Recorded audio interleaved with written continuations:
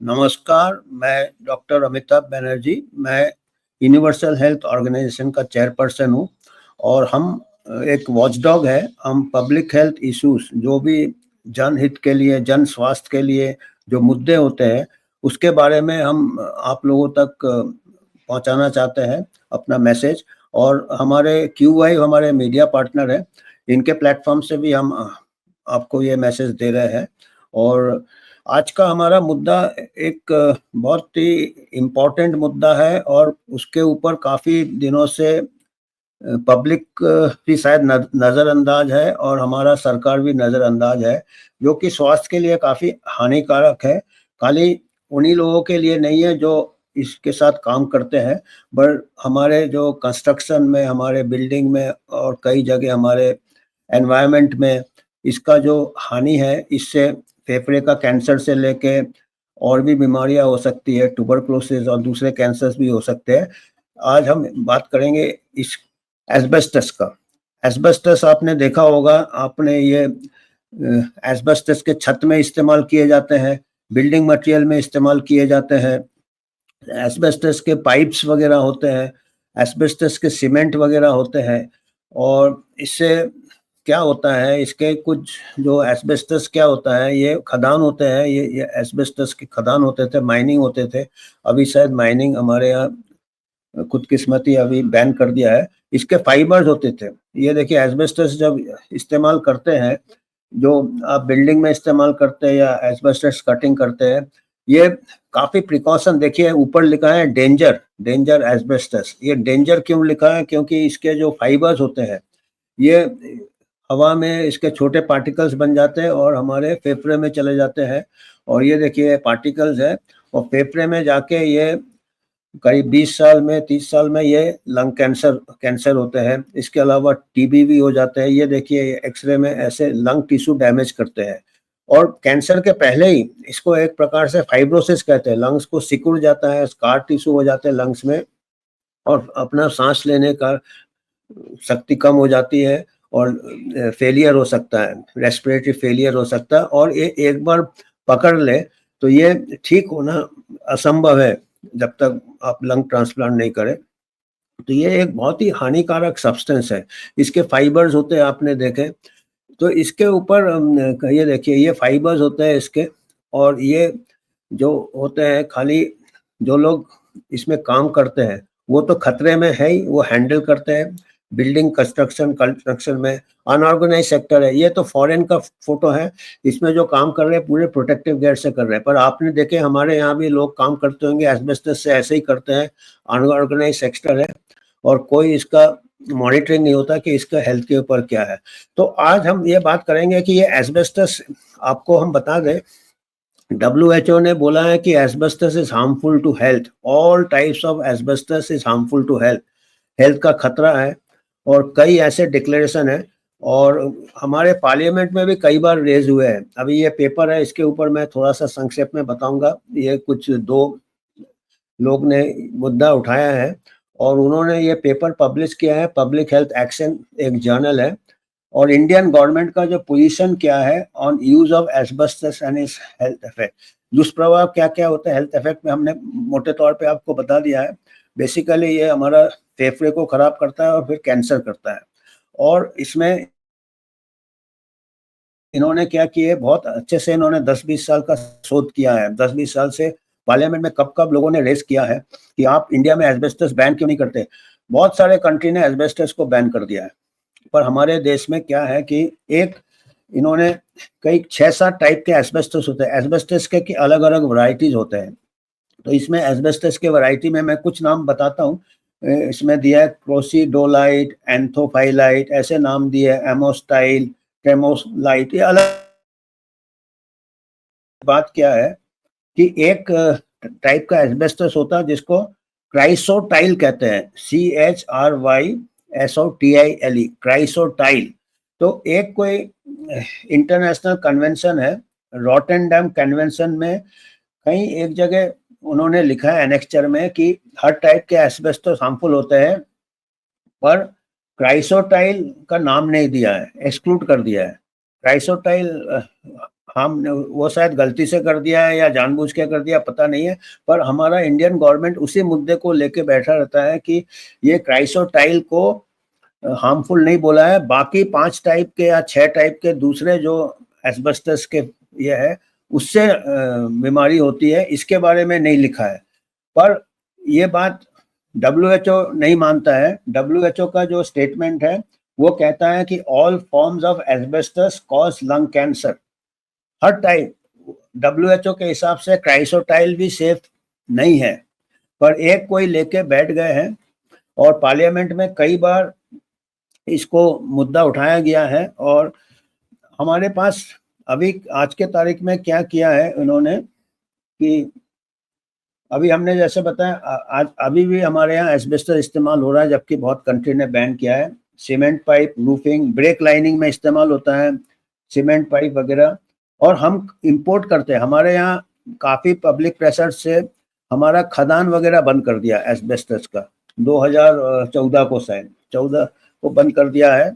Mining, क्योंकि mining करते हैं तो वर्कर्स लोग ज़्यादा एक्सपोज होते थे इसमें, पर अभी हम इंपोर्ट कर रहे हैं एस्बेस्टस, बहुत काफ़ी पैसे का इसमें इंपोर्ट कर रहे हैं, और ये ट्रेड का एक ये है साधन है।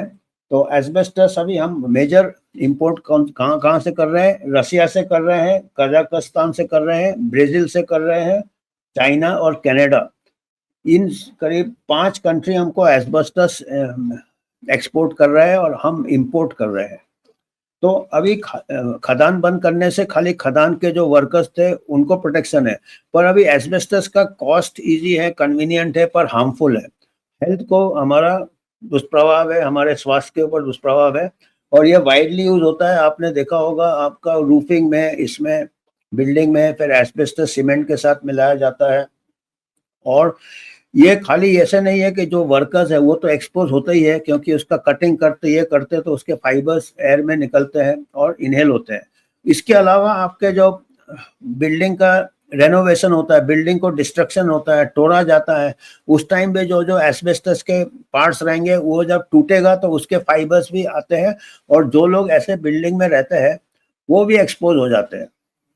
तो ये खतरा वाला है। तो इसीलिए ये हमने सोचा कि ये मुद्दा WHO की तरफ से होगा कि सरकार को फिर से सोचना चाहिए, और पार्लियामेंट में कब कब इन्होंने पूरा ये पेपर में डिस्क्रिप्शन में हम लोग डाल देंगे, आप देख सकते हैं डिटेल में।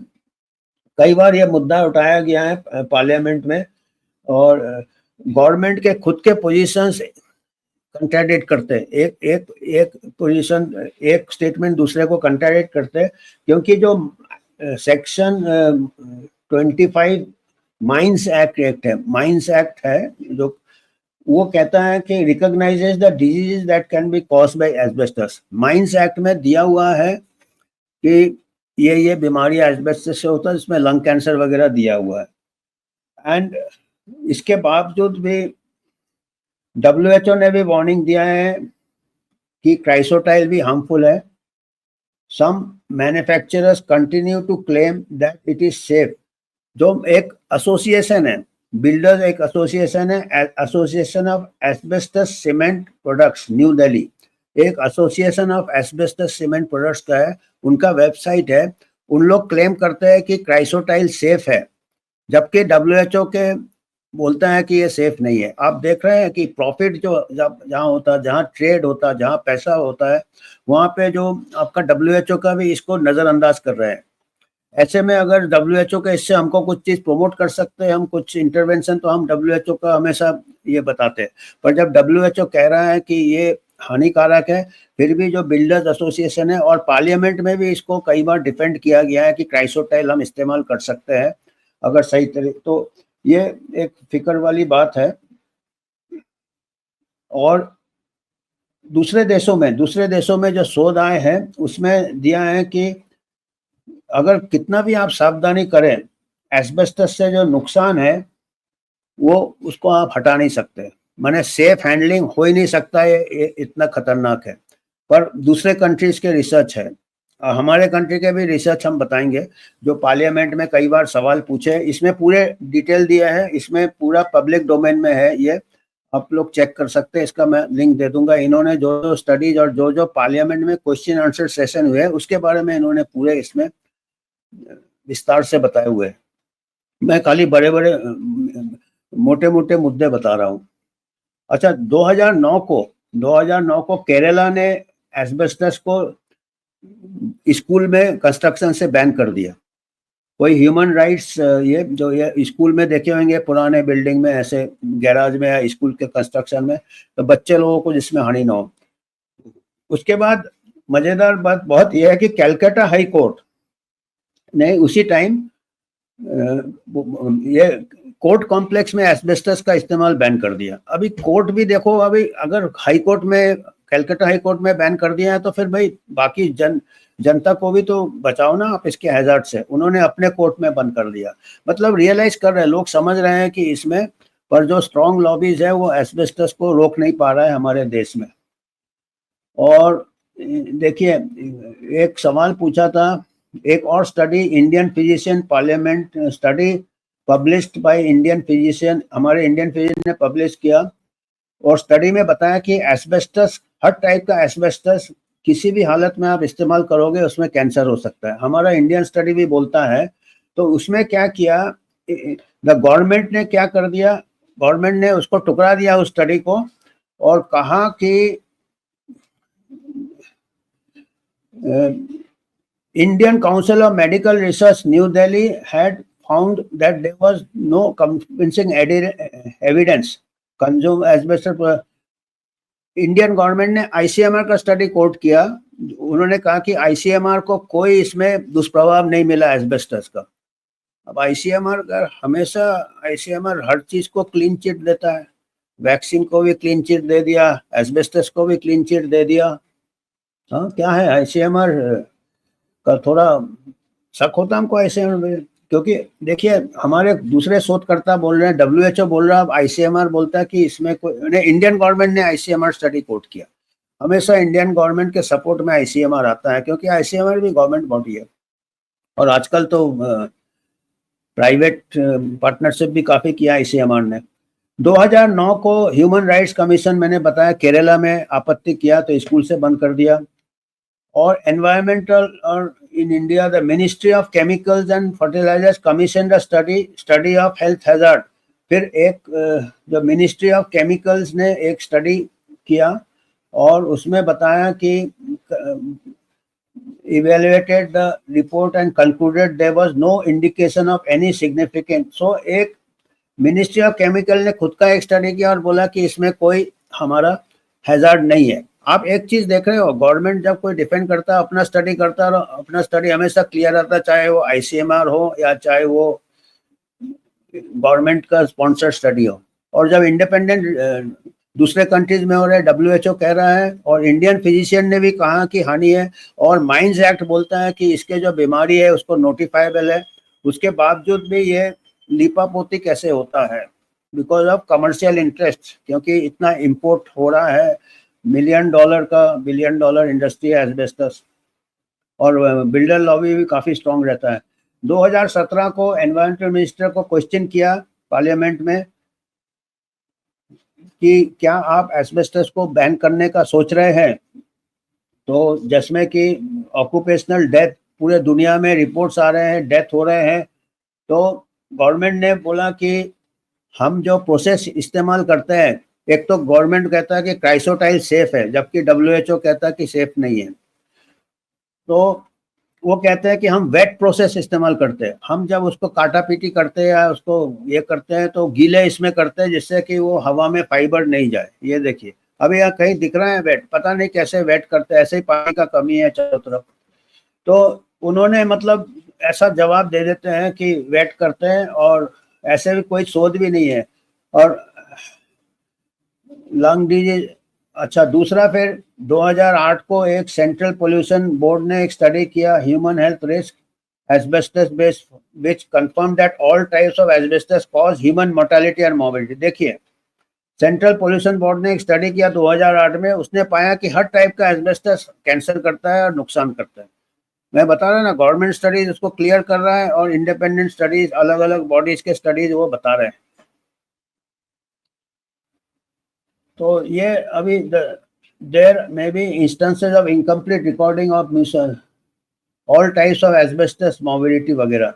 मिनिस्ट्री माइन ने भी फिर स्टडी किया, फिर Indian government civil society pressure आया इंडियन गवर्नमेंट को, एंड पब्लिक इंटरेस्ट लिटिगेशन किए गए, और Supreme Court of India to hear 2 cases in 1995 and other in 2011. The court orders both cases relevant government take a following action. तो उन्होंने क्या किया, factories act of 1948 में recognise करता है कि एस्बेस्टस हार्मफुल है। फैक्ट्रीज एक्ट है जो काम करते हैं वर्कर को कंपेंसेशन मिलता है, तो एस्बेस्टस हैजार्डस रिकॉर्डेड है।